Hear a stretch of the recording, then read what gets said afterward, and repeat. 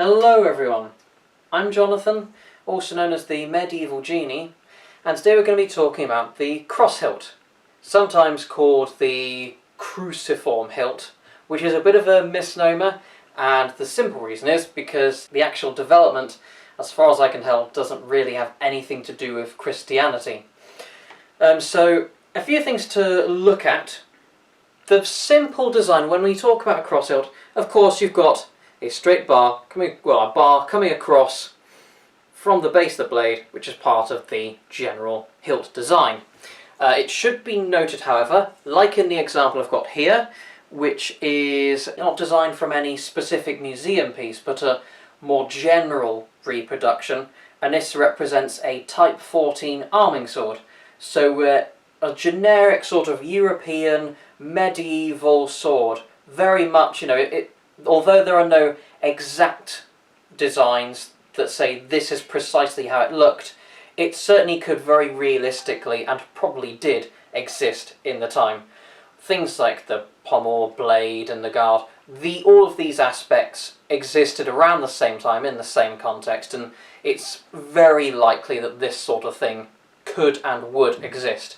Now, after saying that, if you have a look here at the guard, you'll notice that unlike the most stereotypical of cross hilts or cruciform hilts, it is not a straight bar. It is not a straight geometric line like you'd expect on a Christian crucifix, based on, of course, the original Roman method of executing people, which is how Jesus died and all the rest. Many of you probably already know the story. Point being, though, if this really was supposed to be a piece of Christian symbology, this would never happen. Having, the hilt would represent it more accurately by having a straight line, a single bar, equal thickness, equal breadth, going across like this. So upturned quillons like this are, of course, non-crucifix shaped, but additionally you see other features like spiked cross hilts. You also see ones with little bulbous ends, and all sorts of designs really. But they vary wildly depending on the geographical areas and in individual examples and whatnot.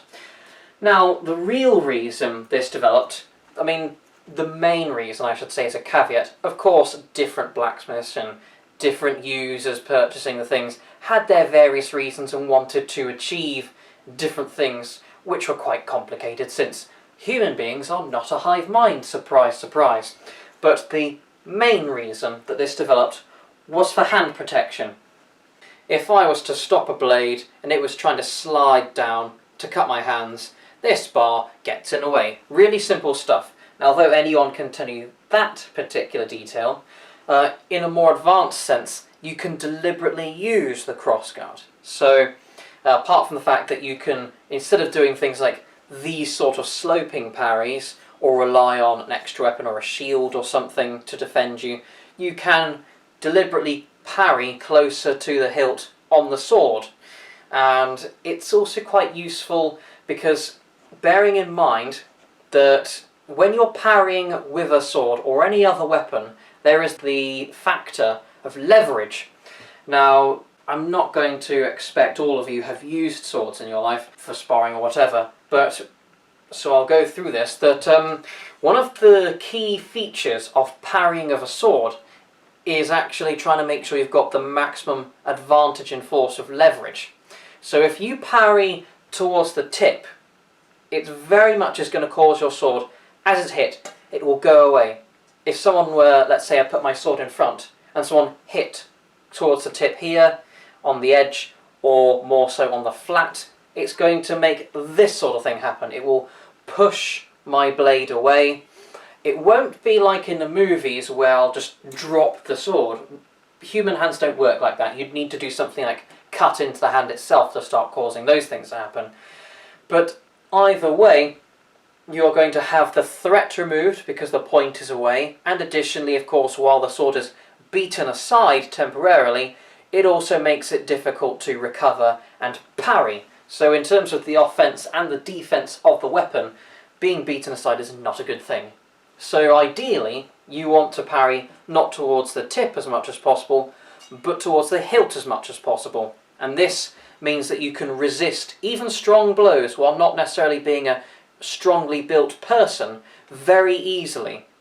But of course it carries the risk that the closer you're parrying to the hilt, the closer it is to your hand, which, depending on the types of armour available at the time, could be anything from a mild inconvenience up to having fingers or your hand being severed or otherwise seriously injured, so you don't want that. So we have a look at this sort of the cross-hilt design, and of course, if it were to slide down or directly attack, it's much less likely to hit the hands. And you'll notice that from the way it goes forward, if you're driving in, let's say going upwards, you can lock a lot more easily for certain techniques such as disarms, going around for half swording and other things, where you can basically, rather than just relying on this flat bar of the blade to do some manipulation, and there's all this room to slide around, particularly if the edges don't bite into each other, having this extra bar helps to lock in. And indeed, I've noticed when I'm parrying, especially people delivering heavy downward blows, I prefer not to do something like use the sword blade, but actually try to use the crossguard and the blade as a sort of a V shape to catch it, because as you can imagine, if I'm putting a straight line up, there's that potential where it's going to have some give, and that means it might cut through and I'm going to get hit on the head. But additionally, I don't want to just parry sideways like that, because it might try to side down, all sorts of things like that. It's possible, it's not, I'm not saying that you can't parry in that way, but it's much easier to try and have these things safer. So, parrying in this sort of fashion, of course, focusing a bit less towards here, because you might get chopped on the hands, and more towards the blade, because there's more steel covering you, but doing those sorts of techniques, you're able to catch the sword in a sort of V shape and structure yourself for that.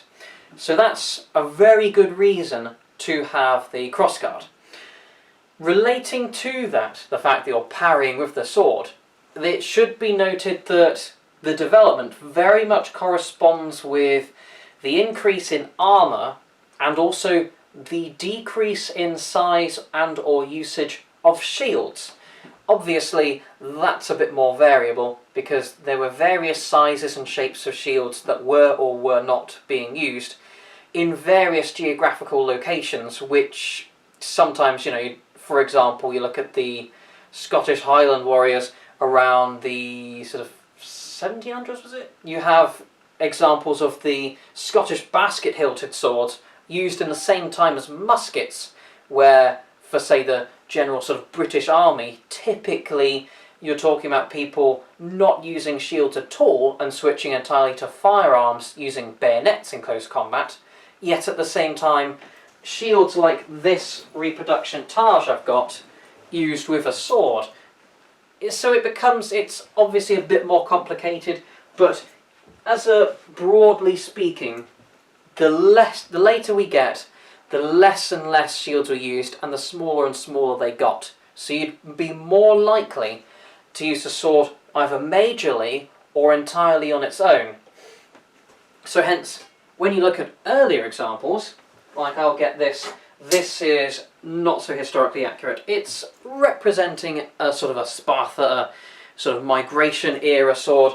It's the fourth sword that I made, and it's not 100% original to any designs, but it's got roughly the right sort of idea for late Roman, early sort of migration era sword. Basically the early few hundreds AD sort of time period. So this is a single-edged sword, got a spine, doesn't have any crossguard or guard at all, it's just got a grip. Now the reason these sorts of swords were going for so many years without having any sort of cross hilt is of course because they were usually using shields. Now you have the iconic Roman scutum, which was used in conjunction with the gladius, no cross hilt. You look at things like the Iberian falcata used with shields, no cross hilt. And then you look at things like the Egyptian kopis, same sort of thing. You can see a pattern coming here. In those earlier periods, people were very largely using shields, even people with projectile weapons such as those using javelins or slings.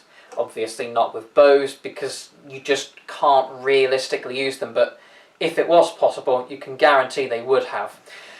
So having shields being used so much, of course you're doing the parrying almost exclusively with the shield. Now, people like myself who train a bit too much using a sword on its own, you might notice when we're sparring that we do maybe a third to a quarter of the time parry with the sword. This is more of an old habit dying hard. In terms of people who train specifically to use sword and shield, they pretty much exclusively parry using the shield. It almost goes without saying, this is the item that attacks, this is the item that defends, with a few exceptions. You know, you can use, for example, the shield to push in on someone's shield, make it cave in, trap them, thrust or cut. Those sorts of techniques exist as exceptions, but in most of this sword and shield combat, the shield defends, the sword attacks. Simple as that. And because of that, there's not really as much need for anything like a complex hilt to develop. Because all you need, I mean, especially considering you don't need that much weight in a hilt, since the more weight you've got in the blade, the more effectively it chops, and also without needing to make it too heavy. Always bear in mind that when you add details like a pommel and a guard, all of these things add weight to the sword, so it becomes a bit heavier and slower. The heavier it is, the slower it typically becomes. Even though you're pulling the weight backwards, that just makes it, in some ways you can make a sword handle better by having a pommel and a guard on there. So if we look at, for example, this arming sword once more, yes, it does make it a bit closer balanced, so the extra weight doesn't completely make it slower. You've got a more closer balance. In fact, it's about, if you look at this example, it's balanced around here, so you'll notice it's very close to the hilt. So for the amount of extra weight added, it doesn't feel that much clunkier, but at the same time, that because of this, there's less forward weight to make chops effective. It is still a very deadly sword, don't get me wrong, this sort of design, although this is of course a blunt training version, but that sort of design can cut and thrust very well. Just not as good as using something that's not got those fittings on. This is a lighter sword, so I can actually wield it faster, yet its point of balance is significantly further forward. It is almost halfway across. This is an extreme example which focuses very heavily on cutting. So it's got the chopping motion as if it was a very heavy blade, yet this has a weight of only something like 1.5 pounds, which is, as far as swords go, quite lightweight. It's a hefty chopper without being heavy, so it's got the best of both worlds in terms of offense. So that should be, you should always bear that in mind, that although there is a degree to which you can argue that there is a sort of a superior technology going on through the ages, and as we look later on, you've got things like the military sabres, this of course being more of a reproduction of a British military sabre, no particular pattern, but certainly realistic enough features. Of course, with this basket hilt, it's got the same sort of defence that a cross hilt offers, plus more defence besides, so at this point, it's with those types of swords that you actually see a different style of swordsmanship. With historical sword fighting going earlier, you typically see that people have their swords, like if you look at Fiore's sword in one hand, for example, or Lichtenauer's Messer, I think it was him who did it. Anyway, people who did things like Messer, which is another type of one-handed sword, but with a single edge instead. You see people doing things like this, so their sword is behind them, so this is high, again going high, the sword is quite high, and same sort of thing again. You can see the pattern emerging, even though you can have the same guards on either side, and you will bring the sword forward, of course, to cut and parry. The starting positions are always backwards, because usually if you extend outwards, you get cut. Now actually, I say that most of the positions are forwards, backwards. There are some examples like Fiore's and long point, which might be considered transitory or static, but yes, sometimes the sword goes forward, and there are positions where it can work, like in if you extend out from a window, for example, which is this position starting retracted forwards, you could still catch a sword in this fashion. But on the whole, if you put your hand in front of you, it's going to get cut, obviously, or thrust at, or beaten. So hence, there's a lot more of a tendency to start and spend more time with the sword behind you or right next to you, rather than staying out forwards, because of that risk of hand and arm attacks. When you see the later swords, however, this completely changes. If you look at the British military sabre, you've got, I won't bore you with all the details of outside guard, inside guard, half hangers and all the rest, but suffice it to say, these guards are mostly in front of the opponent, because, of course, the further forward you're putting a shield or a weapon, the more of a sort of cone of defence it brings for you. Out here, it's a lot harder for me to get hit than if the sword is over here. There are a lot more openings like this, and far fewer openings like this. This is because, of course, with the design of the sword, and that fact that it sort of extends a cone of defence from where I'm starting. With this gap, with this basket hilt, the vulnerability this brings of the hands and forearms is significantly reduced. It is still possible, and I have seen in sparring and tournament matches and things like that, that you can still, with a basket hilt, get struck on the hands significantly less, and the forearms moderately less. However, it is definitely a drastic change, and the styles of sword fighting reflect this completely. So, when you're looking at these sorts of swords, with the earlier swords, you're looking at very large shields used pretty much all the time, with swords that have no guard at all. When you're looking at the latest of times, you're looking at shields being used almost not at all, with a few exceptions, and the sword being used on its own with a lot of hand protection.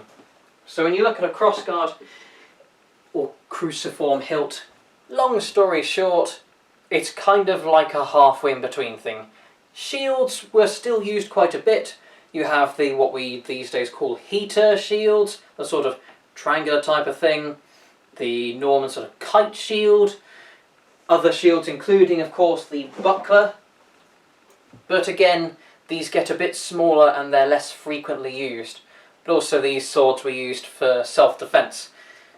Excuse me, so rather than having battlefield equipment where someone might have a shield and a sword, you might find that instead they are using it for civilian duties. So you've got a person going around the streets with a sword carried around their side. Now, if this was a role-playing game, some sort of fantasial settings, you'd have people with large shields and heavy armour on 24/7 practically sleeping in the kit. But in real life, of course, this was not comfortable and not something people actually wanted to do. So instead, they may or may not have something like a small buckler for a shield, but you're pretty much talking about them not using shields except for battlefield purposes. So then, if they need to defend themselves, they are back to using a weapon on its own. It's not as advanced as using something like a military sabre, Scottish broadsword, mortuary sword, or something like that with a complex hilt, but with this sort of design, you can get by quite well. You can parry in ways that don't need the cross hilt, and ways that do, with the riposte and whatnot, apart from that. So yeah, that's that. In terms of ways to use the cross hilt for more complicated techniques, I will go more into that when I have a partner to train with, and I can show you the sort of techniques I've learnt where you can use things like the cross hilt itself to attack armour, you can use the pommel to attack people in armour, you can use the cross hilt to help with disarms through things like facilitate half swording and many other techniques. So there's quite a wide range of things you can do with a sword. They are certainly not restricted items, but Like I say, it's best shown with a person to actually demonstrate it on. But I hope that was useful and informative, and I shall see you later. Ta-ra for now.